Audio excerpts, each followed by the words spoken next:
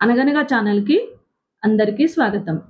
పిల్లలు, ఇప్పుడు మనం 'గలీవర్ ట్రావెల్స్' నుంచి మూడవ భాగం వినేద్దాం. స్వేచ్ఛ లభించగానే నేను చక్రవర్తిని సామ్రాజ్యంలోని మహానగరం మిలెండో చూడాలని ఉన్నదని కోరాను. ఆయన సరే అన్నారు. నేను జాగ్రత్తగా సంచరించాలి, పురజనులను హింసించరాదు, వారి ఇళ్లను పాడు చేయరాదని హెచ్చరించారు. ముందుగా నగర ప్రజలకు దండోరా వేయించి నా రాకను తెలిపి భయపడవద్దన్నారు. మిలెండో నగరం గోడలు బలంగా ఉన్నాయి. పడమటి ద్వారంలోంచి ప్రవేశించాను. జనం వీధుల్లోకి రాలేదు. కానీ కిటికీల నుండి, బాల్కానీల నుండి విశేషంగా నన్ను చూడడానికి ఆతురతతో ఉన్నారు. ఈ నగరం చతురస్రాకారంలో ఉంది. 4 చెరుగుల గోడలు 100 అడుగుల పొడవు ఉన్నాయి. 2 విశాలమైన వీధులు, అనేక చిన్న మార్గాలు, సందులు ఇరుకుబాటలుగా కనిపించాయి. సుమారు 5 లక్షల మంది జనం నివసిస్తున్నారని అంచనా వేశాను. 3 నుండి 5 అంతస్తుల భవనాలు, దుకాణాలు, పెద్ద మార్కెట్లు చాలా ఉన్నాయి. చక్రవర్తి భవనం నగరం మధ్యలో ఉంది. చుట్టూ ప్రాకారపు గోడ, బందోబస్తు ఏర్పాట్లున్నాయి. అనుమతి లేనిదే ఇతరులకు లోనికి ప్రవేశం లేదు. నాకు అనుమతి ఇచ్చారు కనుక ప్రాకారపు గోడ ఎక్కి లోనికి చూశాను. ముందు ఖాళీ స్థలం, లోపల రాచమందిరాలు ఉన్నాయి. దూరం నుండి స్పష్టంగా కనిపించలేదు. నేను తన భవనం చూడాలని, ప్రశంసించాలని చక్రవర్తి కోరిక. దీనికోసం నేను 3 రోజులు శ్రమించి ఒక చెట్టు కొమ్మలు నరికి 2 బల్లలు తయారు చేశాను. ఒక స్టూల్పై నిలబడి మరోదాన్ని చేతిలో ఉంచి కొంత దూరంలో వేసి దానిపైకి అడుగు వేస్తూ అలా భవనంలోకి ప్రవేశించాను. రాణివాసానికి ఏ అసౌకర్యమూ కలిగించలేదు. రాణి తన కిటికీ తెరిచి చిరునవ్వుతో చేయి చాపి నన్ను స్వాగతించింది. 10 రోజుల తర్వాత చక్రవర్తి ప్రధాన కార్యదర్శి రెల్ ట్రసాల్ నా ఇంటికి వచ్చాడు. బండిని దూరంగా నిలపమని సంకేతం ఇచ్చాడు. నీతో మాట్లాడే పని ఉంది అన్నాడు. అతని సౌకర్యార్థం నేను నేలపై పడుకున్నాను. నా చెవి దగ్గరకు చేరుకుని ఇలా అన్నాడు. నీకు స్వేచ్ఛ లభించింది. అభినందనలు. నీ గురించి మంచివాడవని చక్రవర్తితో నేను చెప్పానులే. అయితే మన రాజ్యం ఇప్పుడు క్లిష్ట పరిస్థితుల్లో ఉంది.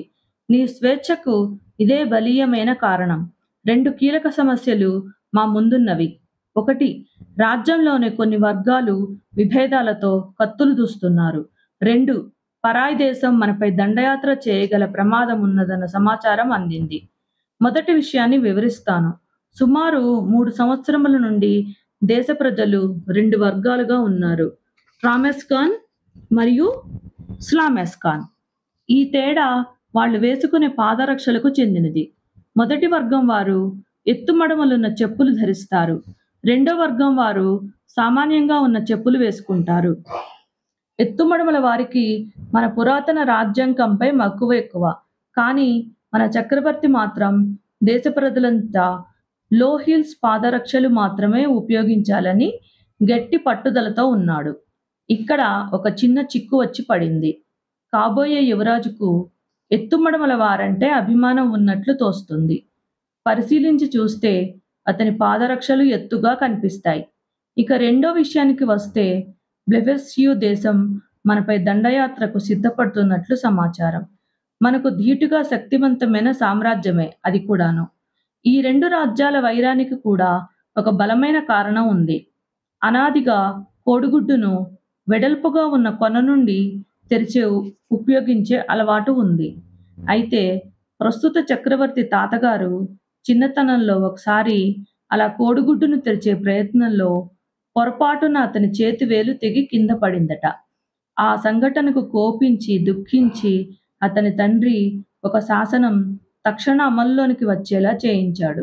నా దేశ ప్రజలందరికీ ఇదే నా ఆజ్ఞ. మీరంతా కోడిగుడ్డును వెడల్పు వైపు నుండి విరవకూడదు. మరో చివరి వైపున ఉన్న చిన్న భాగం నుండి మాత్రమే తెరవాలి. ఇక మీదట పూర్వం వలె తెరిస్తే కఠినమైన శిక్షలకు పాత్రులవుతారు అని. నిజానికి గుడ్డు చిన్నవైపు భాగం నుండి తెరవడం కష్టమైన పని. ప్రజలకు ప్రభువుపై చాలా కోపం వచ్చింది. వాళ్ళ ఆంతరంగిక విషయాల్లోకి తలదూర్చడం నచ్చలేదు. గతంలో కనీసం 6 సార్లు విప్లవాలు వచ్చాయి. మేము పాత పద్ధతినే పాటిస్తాము అనడం వల్ల. అలాంటి ఒక తీవ్ర విప్లవంలో ఒక చక్రవర్తి మరణించాడు. ఈ విప్లవాలను ప్రేరేపించడంలో బ్లెఫెస్క్యూ రాజ్యపు పాత్ర చాలా ఉంది. కొంతకాలానికి విప్లవాలను అణిచివేస్తూ వచ్చారు. రాజాజ్ఞ తిరస్కరించిన వారు, ఇష్టం లేని వారు ఈ దేశంలో ఉండడానికి భయపడి రోజు ప్రాణహానితో బతికే కన్నా బ్లెఫెస్క్యూ రాజ్యానికి తరలిపోయేవారు. గణాంకాల ప్రకారం ఇప్పటికీ కనీసం 11,000 మంది ఈ అలజడులలో మరణించినట్లు అంచనా. కోడిగుడ్డు తెరవడం విషయంలో ఎన్నో చర్చలు జరిగాయి. వందలాది పుస్తకాలు రచింపబడ్డాయి. ఆ పుస్తకాలను మన చక్రవర్తి బహిష్కరించాడు. జనంలో ఉన్న తీవ్ర అసంతృప్తిని పెరిగి తిరుగుబాటు జరిగినప్పుడల్లా బ్లెఫెస్క్యూ చక్రవర్తులు మన వారితో వాగ్వివాదాలకు దిగేవారు. అలా ప్రజలను ఇబ్బంది పెట్టడం వారి మతపరంగా పెద్ద నేరమని, ఆల్కోరాన్‌లోని సూత్రాలకు అది వ్యతిరేకమని ఖండించేవారు. నిజానికి ఈ విషయంలో ఆల్కోరాన్‌లో చెప్పిన విషయం ప్రజలు వారి సౌకర్యాన్ని బట్టి గుడ్డును ఎటు నుండి అయినా తెరవచ్చు అని మాత్రమే ఉన్నదని కొందరు అంటారు. లిల్లీపుట్ రాజ్యం అక్కడికి తరలి వెళ్లిన వారిలో కొందరు బ్లెఫెస్క్యూ చక్రవర్తి ఆస్థానంలో పలుకుబడి సంపాదించారు. కనుక సుమారు 3 సంవత్సరాలుగా మళ్ళీ యుద్ధ వాతావరణం, ఘర్షణలు చోటు చేసుకున్నాయి. మన దేశపు ఓడలు కనీసం 40 ధ్వంసమైపోయాయి. చిన్న పడవల సంగతి లెక్కే లేదు. ఎందరో నావికులు, సైనికులు మరణించారు. అట్టి వారికి, వారి కుటుంబాలకు మన చక్రవర్తి ఇచ్చిన పరిహారము బ్లెఫెస్క్యూ రాజ్యం వారు ఇచ్చిన దానితో పోలిస్తే చాలా తక్కువ. ప్రస్తుతం వేగుల సమాచారం ప్రకారం వాళ్ళు ఎటు నుంచైనా మన దేశంపై దాడి చేయవచ్చు. చక్రవర్తికి నీ మీద పెద్ద భరోసా ఉంది. నీ శక్తియుక్తులతో ఈ దండయాత్రను ఎదుర్కోగలవు. ఈ దేశాన్ని కాపాడగలవు అని అతని విశ్వాసం. చక్రవర్తి ఆజ్ఞ మేర విషయాలను నీకు చేరవేశాను అన్నాడు లెడ్రస్సాల్. నేను కొంతసేపు ఆలోచించి అతనితో, నేనొక విదేశీయుడిని. మీ 2 సామ్రాజ్యాల ఆంతరంగిక విషయాల్లో తలదూర్చడం, ఒకరి పక్షం వహించడము మర్యాద కాదు.